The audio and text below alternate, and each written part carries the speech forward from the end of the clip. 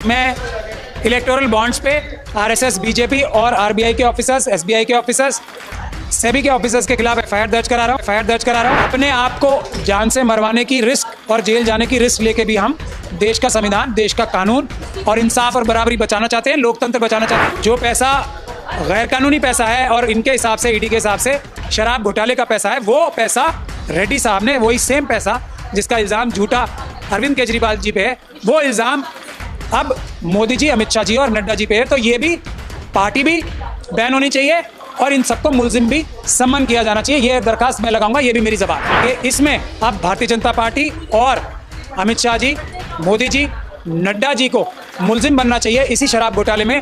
अगर आम आदमी पार्टी भी नहीं लगाएगी तो मैं एज ए प्राइवेट पर्सन लगाऊंगा दरखास्त। ना जीतने वाली लड़ाई भी जीती जा सकती है, यही दिखाने के लिए हम लड़ रहे हैं।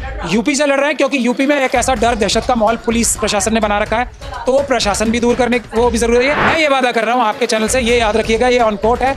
मैं अगर इलेक्शन जीतता हूँ, अब भी मैं पहले दिन जीत के सर्टिफिकेट लेते ही ये कहूँगा कि मैं अब भी ये चाहता हूँ कि पेपर बैलेट से चुनाव हो। मेरा गिलास तो दबाव का अमित शाह जी ने भर दिया है, अब तो जितना भी डालते हैं वो बह जाता है बाहर। 200 लोगों ने, आर्म्ड कमांडोज ने मेरे ऑफिस में रेड कर दी, मुँह की खा के गए, माफ़ी मांग के गए, उसके बाद दोबारा रेड की, तब माफ़ी मांग के गए। ये एक ही केस है पूरे इंडिया में जहां पुलिस माफी मांग के जाती है। दोस्तों नमस्कार, मैं नाम अरुण और आप देख रहे हैं टाइम्स एक्सप्रेस। फिलहाल मेरे साथ जो है सुप्रीम कोर्ट के वरिष्ठ वकील महमूद प्राचा जी हैं, इनसे बातचीत करेंगे। आज एक बड़ा ऐलान किया कि रामपुर से जो है लोकसभा चुनाव लड़ने जा रहे हैं और निर्दलीय चुनाव लड़ेंगे, और इन्होंने आज जो है इंडिया गठबंधन तमाम पार्टियों से आह्वान किया कि वो जो है आगे समर्थन करें। सर कैसे देख रहे हैं, आज आपने जो है ऐलान कर दिया कि आप चुनाव लड़ने जा रहे हैं। अब सवाल ये सर, धीरे धीरे सारे लोग चुनाव लड़ने जा रहे हैं। जिन लोगों ने कहा कि हम ईवीएम से चुनाव नहीं लड़े, चाहे भानु प्रताप जी हो या फिर अब आज आपने भी बोल दिया, तो लोग यही कह रहे हैं कि भाई जो लोग कह रहे थे कि हम चुनाव नहीं लड़े, हम चुनाव लड़ने जा रहे हैं। और अगर कल जीत गए फिर ये क्या गारंटी है कि आप ईवीएम की लड़ाई लड़ेंगे, क्योंकि ज्यादातर लोग का मकसद यह है कि भाई संसद पहुंचे। बहुत अच्छा सवाल है, मैं आपका शुक्रिया अदा करना चाहता हूँ। ईवीएम से चुनाव ऐसा मैंने नहीं बोला कि नहीं लड़ेंगे, ऐसा कभी नहीं बोला। आप मेरी सारी बहुत सारे लोगों ने बोला, मैंने नहीं बोला, क्योंकि मैं अपने शब्दों का चयन बहुत होशियारी से करता हूँ, आगे की सोच के करता हूँ। ईवीएम से 20% वोटों की हेराफेरी होती है। ईवीएम से भी लड़के जीता जा सकता है, लेकिन उसमें बहुत सारी जो कमियां हैं उसको उजागर करके, उसको रोक के, लेकिन ये बहुत मुश्किल काम है और ऑलमोस्ट ना के बराबर है जितना ईवीएम के माध्यम से, ये बात हम बोलते आ रहे हैं। ये ना जीतने वाली लड़ाई भी जीती जा सकती है, यही दिखाने के लिए हम लड़ रहे हैं। यूपी से लड़ रहे हैं क्योंकि यूपी में एक ऐसा डर, दहशत का माहौल पुलिस प्रशासन ने बना रखा है, तो वो प्रशासन भी दूर करने वो भी जरूरी है। और मैं एक और वादा कर रहा हूँ, ये मैं बोल रहा हूँ, अगर मैं चुनाव जीतता हूँ, जीतने के चांस हमारे 100% तब है जब ऑपोजिशन के सारे लोग कम से कम ये एक सीट ईवीएम के माध्यम से, ईवीएम के खिलाफ इलेक्शन लड़ने दें, जिसमें मुद्दा ही सबसे पहला ईवीएम का होगा। अगर आप संयुक्त उम्मीदवार बनाए। हाँ, मेरा यही गुजारिश है कि एक सीट कम से कम 543 में से, वो भी ऐसी सीट, यही साथियों ने सब मिलकर डिसाइड किया है, जो भारतीय जनता पार्टी जीती हुई है, तो उसके लिए एक कैंडिडेट ऐसा तय किया जाए जो ईवीएम की लड़ाई इस कॉन्स्टिट्यूंसी में लड़ेगा, जो एक सबसे मुश्किल कॉन्स्टिट्यूंसीज में से एक है, उत्तर प्रदेश में है, हारी हुई सीट है। और मैं ये वादा कर रहा हूँ आपके चैनल से, ये याद रखिएगा, ये ऑन कोर्ट है, मैं अगर इलेक्शन जीतता हूँ और मैं जीतूंगा, अगर सब लोग मुझे कैंडिडेट मेरे खिलाफ नहीं उतारेंगे, बीजेपी को तो आराम से हरा लेंगे तब, और अब मैं जीत गया तब भी मैं पहले दिन जीत के सर्टिफिकेट लेते ही ये कहूँगा कि मैं अब भी ये चाहता हूँ कि पेपर बैलेट से चुनाव हो, क्योंकि पेपर बैलेट से चुनाव होंगे तो मैं इससे बड़े मार्जिन से जीत के आऊँगा। ये मैं आज ऐलान कर रहा हूँ। जिस दिन मेरे हाथ में सर्टिफिकेट आएगा, मैं यही ऑफर इलेक्शन कमीशन और देश को दूंगा कि आज मैं इस्तीफा देने को तैयार हूँ अगर इलेक्शन कमीशन ये कहे कि हम अगला इलेक्शन रामपुर में पेपर बैलेट से आप लोगों ने ये भी आरोप लगाया कि रामपुर के अंदर जो है वोटर को जो है निकलने नहीं दिया जाता, वोट डालने नहीं दिया जाता है, तो इसको आप कैसे वोटर को बाहर निकालें? आपने देखा है ना, दिल्ली में और बाकी सब जगह मैं पुलिस को संविधान और कानून के माध्यम से कैसे रोकता हूँ, उनको मजबूर करता हूँ। अदालत में तो करता ही करता हूँ, जमीन पे, सड़कों पे कैसे करता हूँ। चाहे मौलाना तौकीर रजा के घर पे जब उनके ऊपर हमला कर रही थी पुलिस, वहाँ भी जाके मैंने रोका था।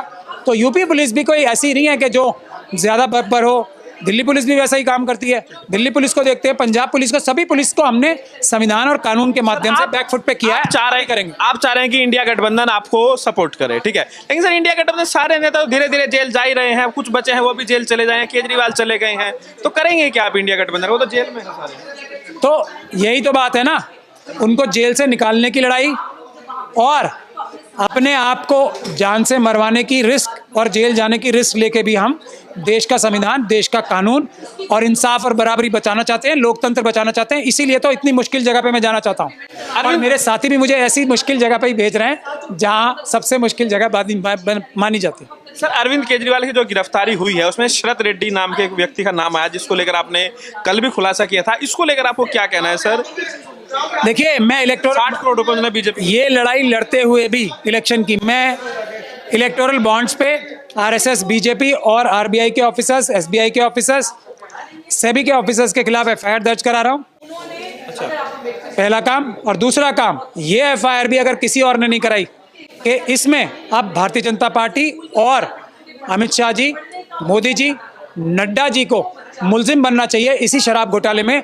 अगर आम आदमी पार्टी भी नहीं लगाएगी तो मैं एज ए प्राइवेट पर्सन लगाऊंगा दरखास्त धारा 319 में कि इसमें अब इस केस में अब अमित शाह जी को, मोदी जी को और नड्डा जी को भी सम्मन किया जाए, क्योंकि मनी ट्रेल जो पैसा गैर कानूनी पैसा है और इनके हिसाब से, ईडी के हिसाब से शराब घोटाले का पैसा है, वो पैसा रेड्डी साहब ने, वही सेम पैसा जिसका इल्ज़ाम झूठा अरविंद केजरीवाल जी पे है, वो इल्ज़ाम अब मोदी जी, अमित शाह जी और नड्डा जी पे है। तो ये भी पार्टी भी बैन होनी चाहिए और इन सबको मुलजिम भी सम्मान किया जाना चाहिए। ये दरखास्त मैं लगाऊंगा, ये भी मेरी जबान। आप ये कह रहे हैं जो 60 करोड़ रुपया बीजेपी को मिले हैं, अब आप ये कह रहे हैं कि बीजेपी को भी इसमें जो है दोषी माना जाए और उसके खिलाफ कार्रवाई हो जाए, उसके लिए आप लोग जो है कानून लड़े। मैं 5 करोड़ की बात कर रहा हूं, जो ये साबित हो गया कि रेड्डी साहब ने अरेस्ट होने के 5 दिन के बाद 5 करोड़ इलेक्टोरल बॉन्ड्स के माध्यम से बीजेपी को दिया था। 55 बाद में दिए हैं, लेकिन वो अलग बात है। ये तो डायरेक्ट सबूत है ना कि ये इसी शराब घोटाले के चक्कर में ही उन्होंने डोनेशन दी है, क्योंकि टाइमिंग इतनी नज़दीक है, 5 दिन के अंदर अंदर।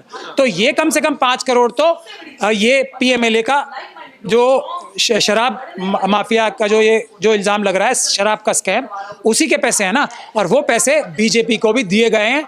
यही केस हम लगाएंगे कि बीजेपी को भी समझ कि चुनाव लड़ने के लिए किसी भी पार्टी को पैसे की जरूरत होती है, और कल अगर आप भी चुनाव लड़ने के लिए जाएंगे आपको पैसे की जरूरत होगी। चंदा तो लेते हैं लोग, चंदा देते हैं, अभी सब ले थोड़ी ना है कि मैं किसी भी पाकिस्तानी एजेंट के, किसी भी ड्रग स्मगलर से, किसी भी अपराधी से, किसी भी 2 नंबर का काम जो मुझसे उम्मीद रखता है, उससे पैसे नहीं लूंगा और ना कोई भी ईमानदार व्यक्ति लड़ेगा, क्योंकि मैं सेवा करने के लिए जा रहा हूं। मैं अमित शाह जी की तरह पैसे दिमाग में रख के या अपने बेटे को या अपने किसी रिश्तेदार को बीसीसीआई में सेक्रेटरी बनाने की नीयत से नहीं जा रहा हूं। अपने लोगों को, जेबी लोगों को हर जगह बनवाने के लिए बीईएल में, ईसीआईएल में मैं नहीं जा रहा हूं। मैं सेवा करने जा रहा हूं। मेंबर ऑफ पार्लियामेंट नौकर होता है देश की जनता का, तो मैं नौकरी करने जा रहा हूं। मुझे ऐसे पैसे लेने की जरूरत नहीं है। जनता चाहेगी तो मुझे 1-1 रुपया, 2-2 रुपया, 20 हज़ार से कम रुपए दे के चुनाव लड़वाएगी। वोट भी देंगे और नोट भी देंगे, लेकिन आम जनता देगी। मैं ये जो पॉलिटिकल फंडिंग है, जो धनाढ्य लोग, जो इंडस्ट्रियलिस्ट लोग पार्टीज को और कैंडिडेट्स को पैसा देते हैं, मैं उसके सख्त खिलाफ हूं। मैं ये चाहता हूं कि जनता अपने पैसे से अपने उम्मीदवारों को, यानी कि नौकरों को, चुनाव जितवाए। 6 दिन ही रिमांड के बाद आपको लग रहा है कि जमानत मिल पाएगी? मैंने आपको कल भी बताया था ये बात। ईडी उनसे एक ही सवाल कर रही होगी, बीजेपी और एनडीए ज्वाइन करना है तो हम आपको रेड कारपेट देंगे, वरना जेल मिलेगी और लंबी, यही सवाल कर रहे होंगे। वरना केजरीवाल जी से पूछने की कोई बात अब ईडी के पास है ही नहीं। मैंने आपको कल भी बताया। आपको लग रहा है कि सर इस पूरे मामले में कब तक चलेगा ये सारी चीज, और अगर कल के दिन आपको किस तरह दबाव आता है तो उसके लिए मुझ पे तो देखिए, मेरा गिलास तो दबाव का अमित शाह जी ने भर दिया। अब तो जितना भी डालते हैं वो बह जाता है बाहर। 200 लोगों ने, आर्म्ड कमांडोज ने मेरे ऑफिस में रेड कर दी, मुंह की खा के गए, माफी मांग के गए। उसके बाद दोबारा रेड की, तब माफी मांग के गए।